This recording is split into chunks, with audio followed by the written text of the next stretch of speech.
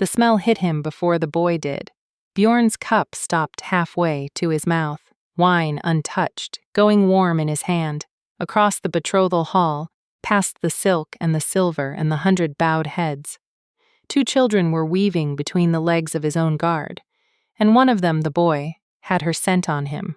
Not a memory of her scent. Her scent. Crushed lavender and wood smoke and something underneath that. Something that belonged only to Talia, that he had not let himself name in 4 years. He stood up so fast his chair scraped the stone. "My king?" said the woman beside him. Princess Edda of the Velpak, his betrothed of exactly 6 days. Her hand still resting where it had been resting, on his forearm, where it had no right to feel so wrong. He didn't answer her, he was already moving. The boy was maybe 4 years old. He had Bjorn's jaw. That was the first thing, the unmistakable thing, the thing that made the hall go quiet around him like a held breath. And beside the boy, gripping his hand, was a girl with the same jaw, the same 4 years. Dark hair instead of his fair, and Talia's eyes in both small faces, gold brown, lit from within like the last good light before rain. Twins. Bjorn had not seen Talia in 1,512 days. He had counted, though he told himself he hadn't. He had told himself a great many things in 4 years, and every one of them turned to ash in the space it took him to cross that hall. She was standing at the far doors, one hand on each child's shoulder, dressed like a woman who'd hoped not to be seen, and looking at him now like a woman caught somewhere she'd promised herself she'd never go back to. Talia. His voice came out wrong, too rough for a king's hall. Too soft for the man he'd built in her absence. She didn't run. He'd half expected her to run. "Bjorn," she said, and the way she said it, careful, like setting down something that might break, told him everything he needed to know about how many times she'd practiced not saying it at all. The boy looked up at his mother. "Is that the king from the story?" The girl, sharper, already calculating, was looking at Bjorn's face like she was checking it against something. Against whom, he didn't yet let himself wonder. "Go with Petra," Talia said, and a gray-haired woman detached herself from the crowd at the door. Someone Bjorn didn't recognize, broad-shouldered, with a faded burn scar tracing her left forearm like a brand she'd earned and kept, and took both children's hands without being asked twice. That left Talia and Bjorn in 4 years, and a hall full of nobles pretending not to watch. "You should not have come here," he said. "I didn't come here." Her chin lifted, the old defiance, the thing he'd fallen for before he understood what it cost her to wear it. "I came to deliver grain contracts for the eastern villages. I did not know this was your betrothal feast. I would have come on any other day in the world, Bjorn, if I'd had the choice." Behind him, he heard Edda's voice, pitched to Carrie. "Who is this?" Bjorn did not turn around. He was doing the math, the way every wolf in that hall was doing the math, the way she clearly knew he'd do it, the second he saw those children's faces. 4 years since she'd vanished, without a single howl of warning. 4 years almost to the week, the twins were 4. "They're mine," he said, not a question. His wolf had already answered it. 2 beats before his voice did, that low rolling growl under his ribs that no alpha could fully leash, the one that said mine, mine, why didn't I know mine? Talia's jaw tightened. "They're mine," she said. "I raised them. I fed them. I buried 2 winters' worth of fear so they wouldn't smell it on me. You don't get to walk over here and claim a sentence like that costs you nothing." "I didn't know. I know you didn't know." Something in her voice cracked there, just slightly, just enough that he heard 4 years of a wound under the words. That was rather the point. He stepped closer. Too close by every rule of that room, with his betrothed 11 feet behind him and 300 witnesses around them, and the future of 2 packs balanced on a contract he'd signed in good faith 6 days ago. He stepped closer anyway, because his body had stopped taking orders from his crown the instant he'd caught that scent. "Talia, quiet now, just for her. Why did you leave?" She looked at him for a long moment, long enough that he saw the answer rise in her throat and then get swallowed back down. The way she used to swallow things, the way he'd once mistaken for strength and only later understood was survival. "Ask your mother," she said. Then she turned and walked toward the doors where her children had gone and left him standing in the wreck of his own feast, with that single sentence lodged under his ribs like a blade he couldn't yet see the shape of. 3 years and 11 months earlier, the first thing she'd noticed about him was that he didn't smell like a king. Kings, in Talia's experience, and her experience was limited to gossip, to market day glimpses, to the careful distance the daughter of a dead tanner kept from anyone with a crown. Kings smelled like cedar oil and ambition and other people's fear. Bjorn, crouched in the mud of the lower packlands, helping a lame mare to her feet, because no one else had thought to check the eastern fence line that morning, smelled like rain and leather and something warm underneath, something that made her wolf go very still and very interested in a way it had never gone still for anyone. "You're staring," he said without looking up. "You're an alpha king fixing a fence. The fence broke. Someone has to fix it." He glanced at her then, and the look did something complicated to her chest. Not the assessing look men gave her, the one that catalogued a tanner's daughter and dismissed her in the same breath, but something curious, unhurried. "You're new. I deliver leather to the keep twice a month. I'm not new. You've simply never looked at me before. I'm looking now." She should have walked away. She thought about it, later, more times than she could count. The version of her life where she'd simply walked away from that fence, that mud, that man crouched in it with his sleeves rolled to the elbow, and a graze on his forearm he hadn't bothered to heal. Because healing took focus he wasn't spending on himself. He had one scar she'd come to know better than her own hands, a thin pale line along his collarbone, shaped like a crescent, from a hunting accident at 15 he never fully explained. She had her own marking, one he found before she ever showed anyone, a small constellation of 3 moles on the inside of her left wrist, set in a near-perfect triangle that he used to trace with his thumb like he was reading a map only he could see. But she didn't walk away. That was the first mistake, if it could even be called a mistake, given everything it gave her. She stayed at that fence for an hour, talking about nothing. Grain prices, the lame mare's bloodline, the particular stubbornness of pack politics.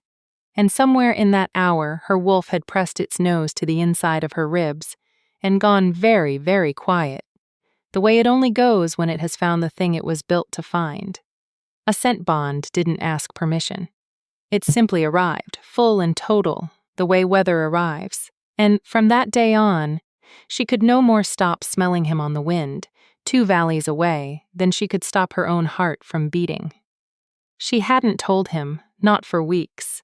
Hadn't trusted it, hadn't trusted herself, hadn't trusted a world that let an alpha king fall in scent bond with a tanner's daughter, without immediately finding a way to make her pay for it. She was right not to trust it. She just hadn't known, yet, who would make her pay. The Queen Dowager's chambers smelled like dried roses and old power, and Talia had been summoned there exactly once before the night that ended everything. Once, months earlier, to be looked at the way a woman looks at livestock she is deciding whether to slaughter or breed. This time, 6 weeks pregnant and not yet showing, not yet even certain herself, Talia was not summoned, she was taken. 2 of the Dowager's personal guard, men with no pack loyalty beyond hers, appeared at the tannery door at dusk and walked her to the keep without a single word of explanation. And by the time she stood in that rose-smelling room again, she understood that something in the architecture of her life had shifted permanently, and without her consent. The Dowager, a narrow woman named Iseult, silver-haired, with a single long-heeled claw scar bisecting her left eyebrow that she wore like a medal rather than a wound, did not waste time on pleasantries. "You're carrying," she said. Not a question. Talia's hand went, instinctively, protectively, to her own stomach. That alone answered the question better than any words could have. How, Isolde said, almost conversationally, does a tanner's daughter end up scent bonded to the heir of the Northern Crown? Tell me. I am curious about the mechanics of it. It isn't mechanics. It's a bond. They don't ask for permission and they don't check bloodlines. No, Isolde agreed. They don't, which is precisely the problem the bond creates, and precisely the problem I intend to solve. Talia's pulse climbed. Her wolf, 3 rooms and 1 floor below where Bjorn was meeting with the border lords, felt the spike and stirred, restless, and she had to fight to keep her own breathing steady enough that he wouldn't feel it back. I'm not asking your permission, Talia said. I'm telling you, because I think you should hear it from me before you hear it from a healer. How generous. Isolde rose. She moved like a woman half her age, which Talia would later understand was not metaphor. 300 years on a throne does strange things to a wolf's bones. Let me return the generosity. There has not been a single Northern Crown in 400 years who took an unbonded commoner to wife. Do you understand what that means, girl? It does not mean my son will be inconvenienced. It means the border lords who are sitting 2 floors below us right now, deciding whether to renew their oaths, will smell weakness in this house, and they will not renew them. It means war within 2 winters. It means every pack from the Vel line to the coast recalculating whether the Northern Crown is still worth kneeling to. That's not my doing. No, but it will be your child's undoing. Isolde said this gently, almost kindly, which was somehow worse than cruelty would have been. I will not ask you to give up the child. I am not a monster, whatever you've decided to believe about me in the last 60 seconds. I am asking you to disappear with it, both perhaps if my physician's instincts about twins prove correct. She has a nose for these things. I will give you gold enough for 10 lifetimes, land in the southern valleys under a name no one will trace, and the one thing you actually want, which is for those children to grow up, never knowing what it costs to be born wrong in the eyes of every wolf with a crown to lose. And if I refuse? Isolde's expression didn't change at all, which was how Talia knew the next sentence was the true one, the one everything else had been leading toward. Then I will have you removed from the keep tonight, in a manner less courteous than this conversation. The child will be born somewhere I control, and you will discover exactly how little say a tanner's daughter has in the rearing of an alpha king's heir. I have done it before, not to my son, to his father's bastards, decades ago, when it was necessary. I did not enjoy it. I will do it again if you make it necessary now. The room went very cold and very quiet, and Talia, 22 years old, 6 weeks pregnant, alone in a stone room with a woman who had just confessed, almost offhandedly, to having stolen children before, understood that there was no version of staying that did not end with her babies raised as pieces on someone else's board. He'll come looking for me, Talia said. Her voice shook. She let it shake. She didn't have the strength left to hide it. He will, for a while. Isolde's eyes, gold brown like Bjorn's, like the children's would one day be, softened with something that might almost have been regret. And then I will tell him you didn't love him enough to stay, and he is proud, my son, prouder than is good for him. And pride does not go looking forever for a woman who didn't want to be found. Give him a year. 2, he will move on. Better that. Better a clean wound than children raised as leverage in a throne room. Talia left that night with nothing but the clothes on her back. The gold Isolde had promised pressed into a satchel, and a silence she would keep for 4 years, because the only alternative the dowager had left her, was a war fought over her children's bodies before they'd even drawn breath. She did not run because she stopped loving him. She ran because she loved 2 people who didn't exist yet, more than she'd ever loved anything, including him. Bjorn found his mother in the solar 2 hours after the feast had dissolved into the kind of silence that follows scandal. Not loud, not weeping, just 300 wolves quietly recalculating his worth. Etta had not followed him out. That, at least, told him something about her, though he hadn't decided yet whether it told him something good. "You knew," he said, before the door had finished closing behind him. Iseult was at her embroidery, the same way she'd been at her embroidery his entire childhood. Needle moving in small precise stitches while empires rose and fell around her. Knew what, exactly? You'll have to be specific. I know a great many things. That she was pregnant. That there were children. Mine. His wolf was close to the surface, closer than it had been in years. Close enough that the room's temperature seemed to drop 2 degrees around him. 4 years, Mother. 4 years you let me believe she left because she didn't want this life. Didn't want me. Iseult's needle paused. Just once. Just barely. Sit down, Bjorn. I will not sit down. Then stand and listen, because I am only going to explain myself once and you will not enjoy any version of it. She set the embroidery aside, finally, and looked at him with the particular flatness she reserved for conversations she'd rehearsed for years, hoping never to have. Yes, I knew. I am the one who sent her away. The room went silent in a way that had weight to it, a way Bjorn felt in his teeth. You threatened her. I gave her a choice, which is more than most queens before me have given anyone. What choice, precisely? Did you give a pregnant woman alone in this keep, Mother? Tell me the choice. Iseult's chin lifted, the same lift, he realized with a lurch, that he'd seen on Talia's face in the hall that very evening, 2 women 4 years and 1 betrayal apart, both refusing to apologize for surviving him. I told her to disappear with gold and a new name, or I would take the children from her the moment they were born and raise them where she could never reach them. I am not proud of the second option. I want you to understand that I never intended to use it. I wanted her to choose the first.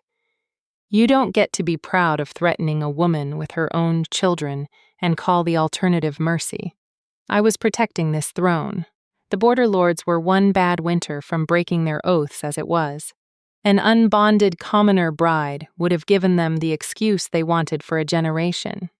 I did the math, Bjorn, the cold math a crown requires, and I made the choice a queen is supposed to make when her son is too besotted to make it himself. You made the choice that kept me ignorant. That's the only choice you actually made. His voice had dropped. Low and dangerous, the register his guard called the one before the storm.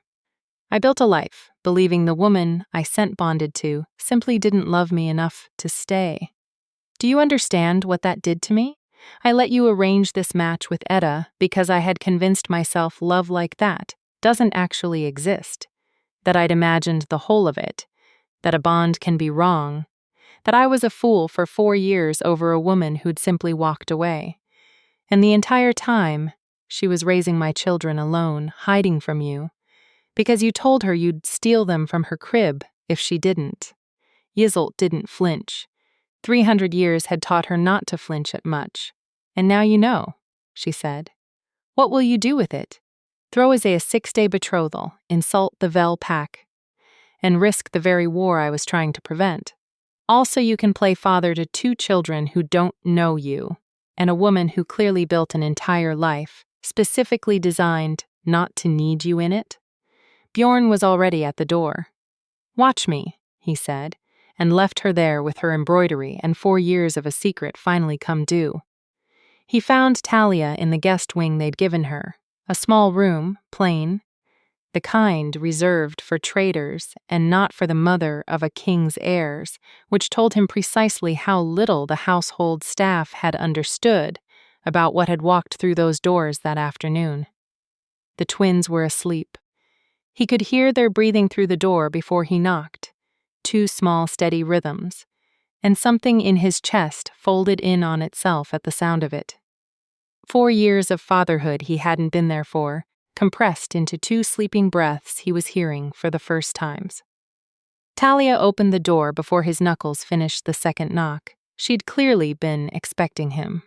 She hadn't, he noted, been crying. Her eyes were dry and hard and tired in a way that went deeper than one bad evening. She told me, he said. I assumed she would. Eventually, Talia stepped back to let him in, glancing once toward the children's small shapes in the shadowed corner of the room before pulling the door nearly shut behind them, leaving it open a crack. A mother's habit, he understood. The habit of someone who never fully closed a door on her children again after the night she'd had no choice but to flee through one. Did she tell you the whole of it? Or the version that makes her sound merciful? The threat, the gold, the new name. His jaw worked, that she'd have taken them from your crib. Talia's arms wrapped around herself, an old gesture, one he remembered from the early days, back when she still half expected the world to take something from her at any moment. She would have, too. I want you to know that before you decide to feel sorry for either of us, I didn't run because I was afraid of a threat. I ran because I believed it completely, and I was right to. I would have stopped her. Would you? Not cruel. Genuinely asking. She's your mother, Bjorn. She raised you. She crowned you. 4 years ago, you trusted her enough to believe whatever story she gave you about why I left. And you didn't come looking past the first season of asking. What was I supposed to gamble my children's lives on?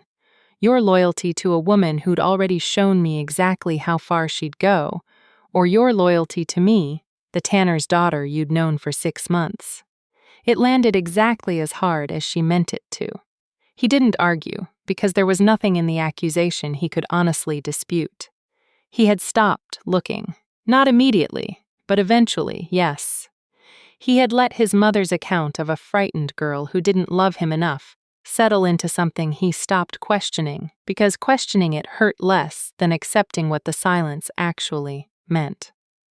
"I'm sorry," he said. "That isn't enough. I know it isn't enough. But I am sorry, and I am asking you to let it be a beginning instead of an ending." Talia studied him for a long moment in the low lamplight, the kind of look that catalogued 4 years of a face she used to know by heart and was now relearning line by changed line. "There's a betrothed asleep somewhere in this keep," she said quietly. "Or not asleep, I'd imagine, given the evening you've handed her. I will deal with Edda. You'll deal with her." A small, tired laugh with no humor in it. "Bjorn, I didn't come back into your life to deal with. I've spent 4 years building something that doesn't need you at the center of it for it to survive. I am not asking you to rearrange your kingdom around me.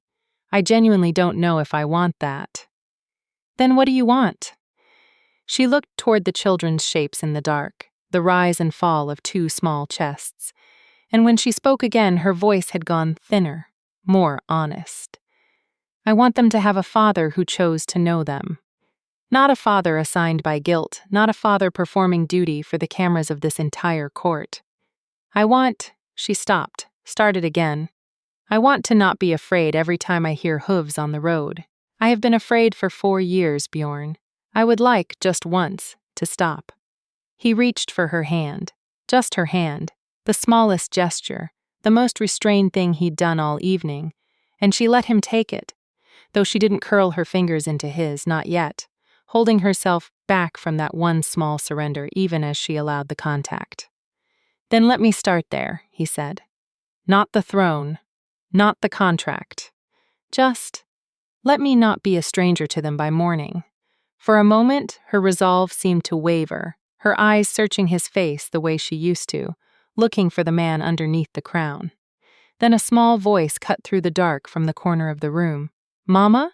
Is that the king?" It was the girl. Awake, apparently, and not nearly as asleep as either adult had assumed, sharp-eyed in the lamplight, sitting up on one elbow, studying Bjorn with an assessing patience that made him understand, with a jolt, exactly whose daughter she was. "It is," Talia said softly, releasing Bjorn's hand to cross the room and crouch beside the bed. "This is," she hesitated, the word catching. "This is your father, Bjorn." The girl considered this with the gravity of a much older person. "You have the same chin as Ren." "Ren is your brother," Talia explained, glancing back at Bjorn, who hadn't moved from the doorway, afraid that moving might shatter whatever fragile thing was happening in that small room. "And this is Sable." Sable. He filed the name away like something precious, his daughter's name. "Are you going to stay?" Sable asked, with the bluntness only a 4-year-old could deploy without apology. Bjorn crossed the room slowly, crouching beside Talia, close enough now to catch the full weight of that scent he'd been chasing across 4 years, and 100 sleepless nights, lavender, wood smoke, and underneath it, something new. His own scent, faint, inherited, written into his daughter's skin before he'd ever known to look for it. "I'm going to try," he said, "if your mother will let me." Sable looked at her mother, then back at him, with the unimpressed clarity of a child who had clearly heard adults make promises before. "Try isn't the same as do." "No," Bjorn agreed quietly. "It isn't. I intend to do." Edda found him at dawn, before he'd slept, before he'd even changed out of the clothes he'd worn into that betrothal feast 12 hours, and one entire collapsed future ago. She was standing in the corridor outside his study with her arms folded, and an expression that told him she'd already done the math he hadn't yet worked up the courage to do out loud. "You're not going to marry me," she said. Not a question. The Vel princesses, he was learning, did not waste breath on questions they already knew the answers to. "Edda, don't." She held up a hand. "Don't apologize. Don't explain. I watched you cross that hall last night like the entire feast had caught fire and only she could put it out. I am not going to sit here and pretend I didn't see exactly what I saw. I owe you an explanation regardless. You owe me a war you've now started is what you owe me." Her voice sharpened, the first real crack in her composure. "My father did not send me 300 miles to be jilted for a tanner's daughter and 2 bastards, no offense intended toward the children, who I'm sure are lovely. He sent me here because the Vel Pack needs this alliance, and now I have to go home and explain why the Northern Crown decided 4 years of guilt outweighed a 6-day contract. The contract was signed under false understanding. I believed I was free to make it. I wasn't. That's a very tidy way to describe humiliating me in front of 300 witnesses. He had no defense for that, because she was right, and he knew it, and the knowing sat heavy and disappointing in his chest. Because whatever else was true, whatever wreckage his mother's threat had caused 4 years ago, Edda herself had done nothing to deserve the mourning she was now having. She had simply arrived in good faith to a contract built on a lie she hadn't told. "You're owed better than this," he said. "I'm not going to pretend otherwise. What can I do? What can the Crown do to make this right for you and for your pack? Name it. Whatever it is within my power, it's yours." Edda studied him for a long moment, some of the anger in her shoulders settling into something colder and more calculating. A woman recalculating leverage rather than mourning a match. "Trade concessions on the Eastern River crossing, the ones your council has been stalling for 2 years. And a public statement that the failure of this match was entirely the Crown's doing, not mine, not my pack's. I won't go home looking discarded. Done," he said immediately. "Both. Today. You're very quick to agree. You didn't deserve any of this. The least I can do is make sure you don't pay for my mother's choices, on top of everything else." Something shifted in Edda's expression. Not warmth, not yet, but the grudging respect of one calculating mind recognizing another. "She's a fool if she lets you go a second time," Edda said, nodding once toward the corridor that led eventually to the guest wing. "But I imagine she already knows that. Most women do, eventually, about men like you. The trouble is deciding if it's worth the second wound." She left without waiting for a response, which was, he thought, exactly the kind of exit a woman like that deserved to make. The dowager's removal from the council was not loud. Bjorn made certain of that, not out of mercy, precisely, but because a public unraveling of the Queen Mother would have cost the throne more than his pride was worth, and pride, he'd learned in the last day, was a currency he'd already spent too freely on the wrong things.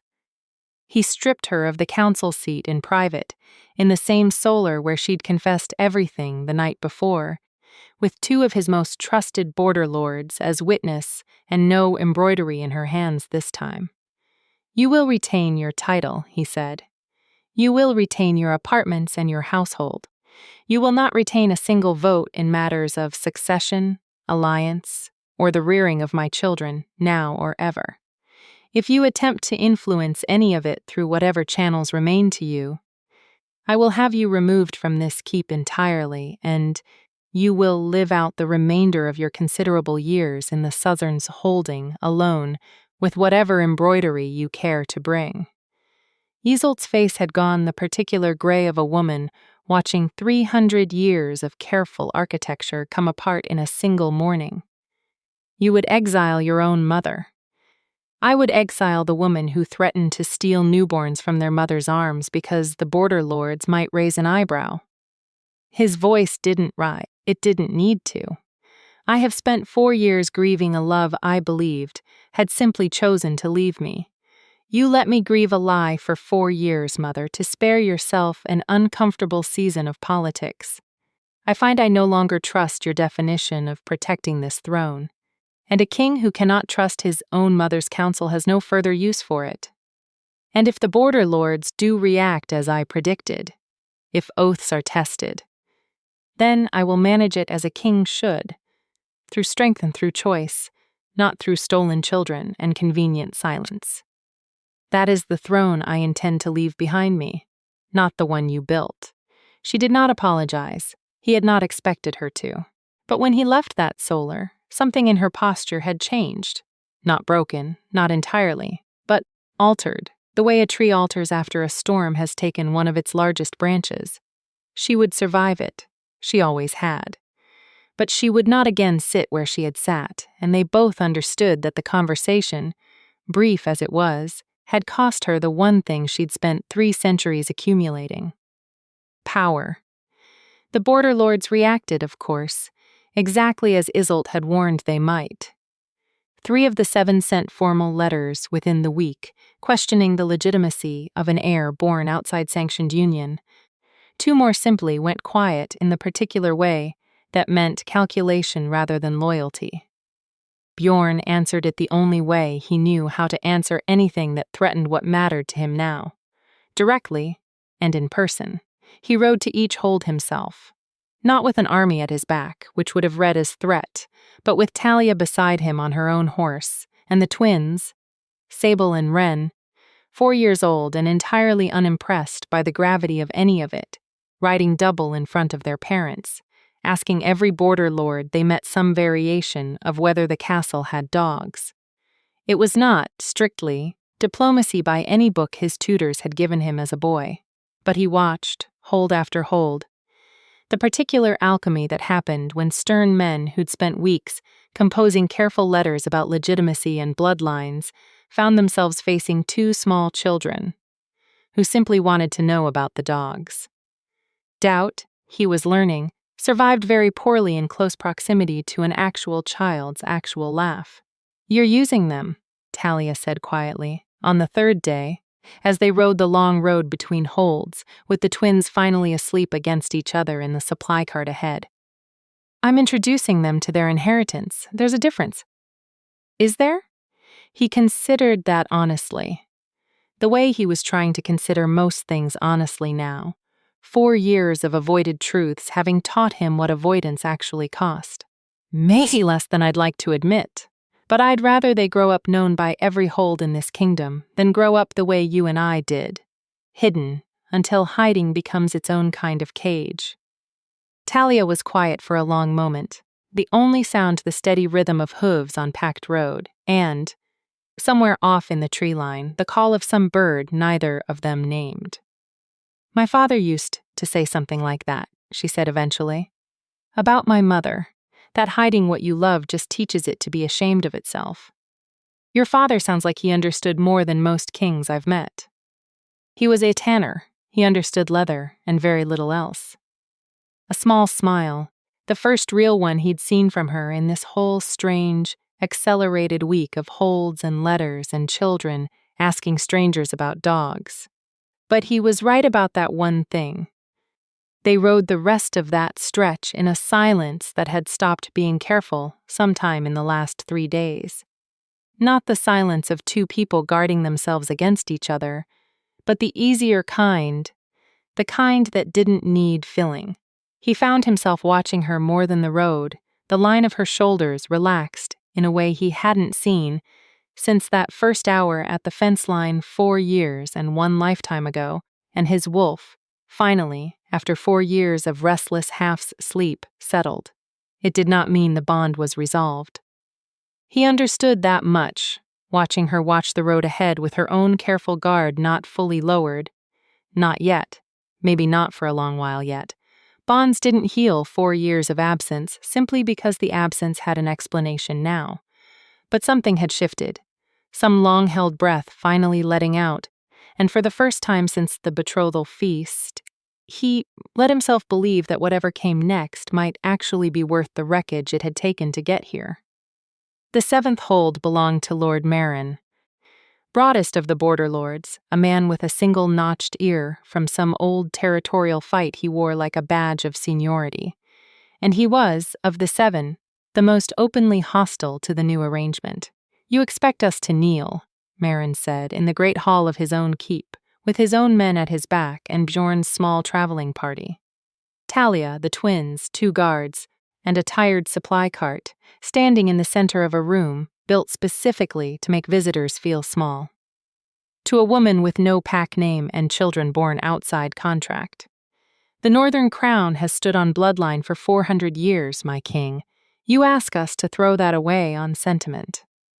"I ask you to kneel to the truth," Bjorn said, "which is that these are my children, sent bonded into being by a bond no contract created and no contract can dissolve. You may choose to kneel to that truth or not. But I would remind you that the alternative, kneeling to a throne that hides its own heirs out of shame, has never once, in 400 years, made this kingdom stronger." Marin's jaw worked.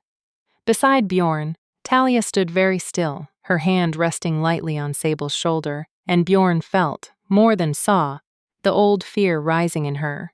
The fear of a room full of powerful men deciding her children's worth without asking either of them.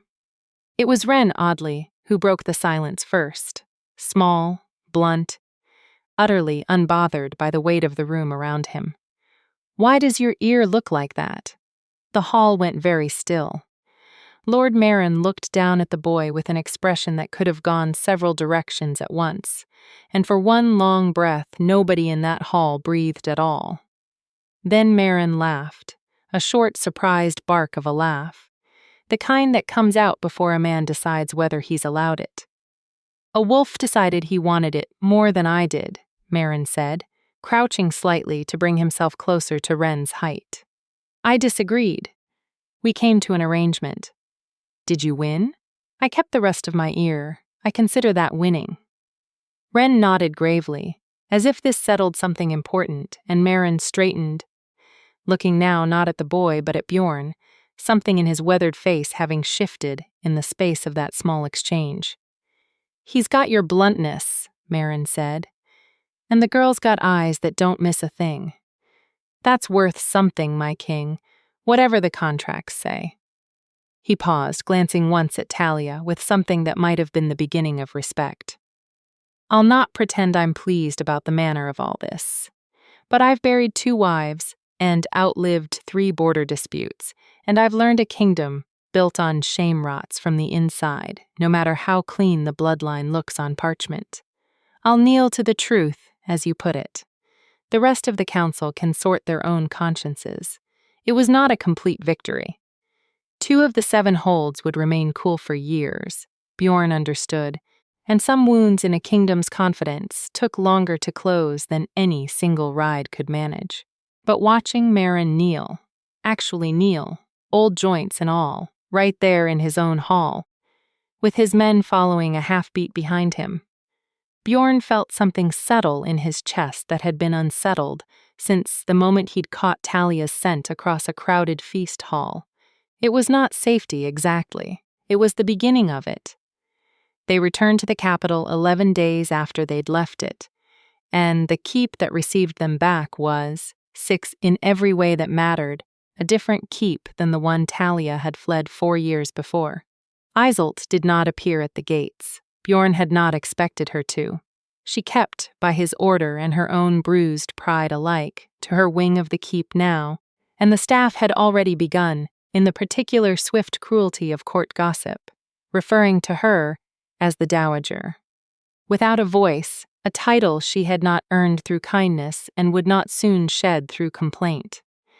Talia stood in the courtyard that had once been the site of her humiliation, watching the twins race each other toward the stables, with a freedom she had never once, in 4 years of careful hiding, been able to give them, and Bjorn watched her watch them, and understood that the next question, the largest one, the one neither of them had said aloud since that first night in the guest room, had finally arrived at the only moment it could be asked honestly.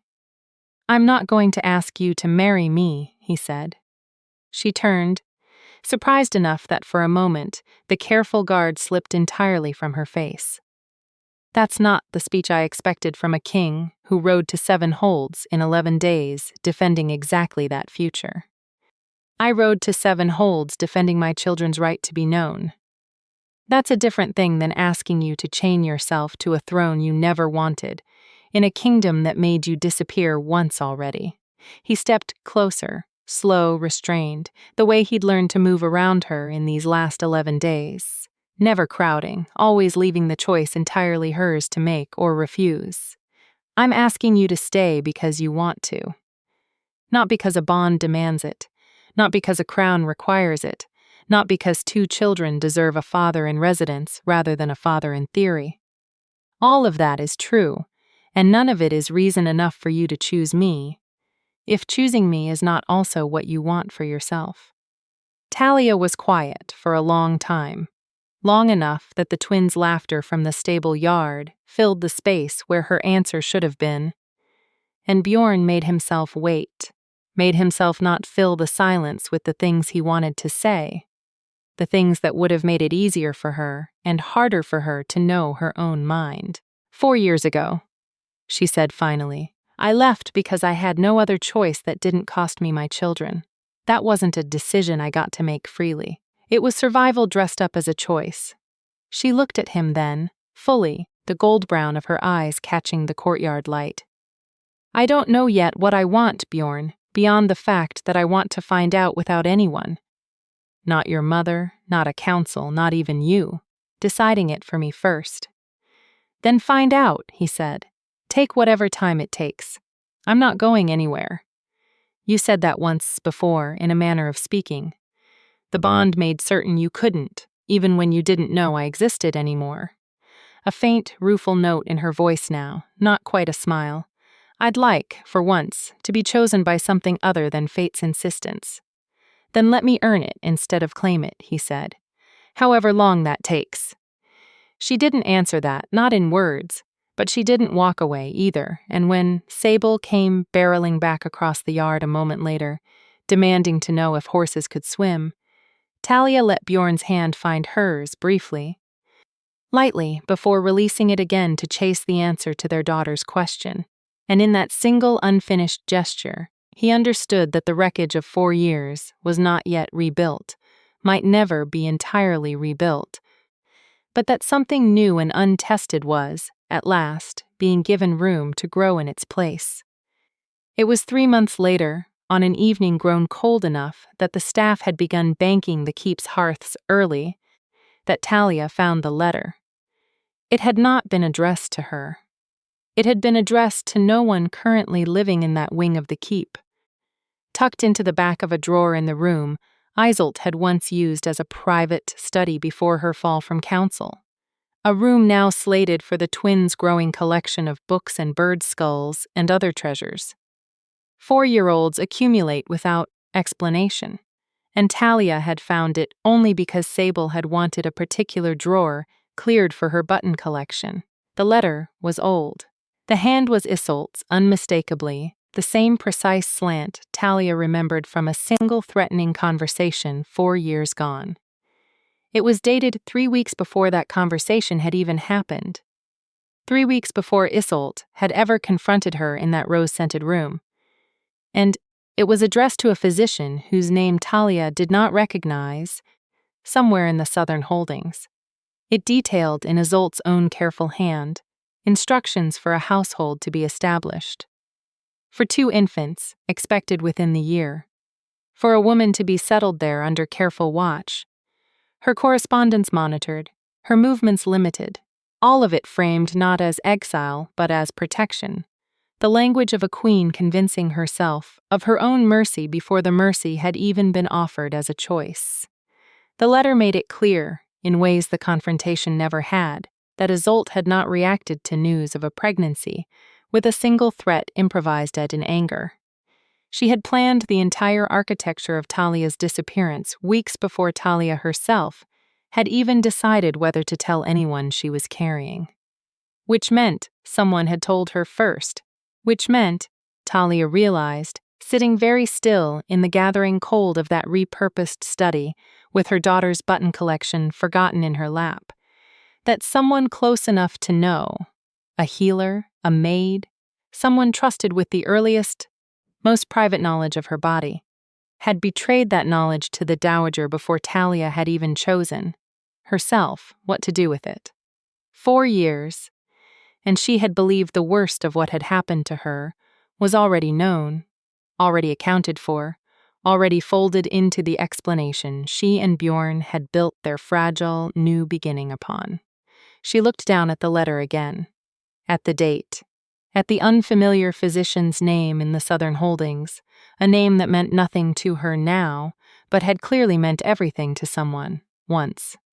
Somewhere in this keep, or perhaps long gone from it, was a person who had known her secret before she had decided to keep it, and had chosen, for reasons Talia could not yet guess at, to hand that secret to the one woman in the kingdom who would use it as a weapon. She folded the letter carefully. The way you fold something you intend to keep, not the way you fold something you intend to forget. And she did not that evening tell Bjorn what she had found. Not yet. There was a version of this kingdom's truth that still had a door left open. And Talia, who had spent 4 years learning exactly how much could hide behind a closed one, was not yet ready to walk through it without knowing, first, who was standing on the other side.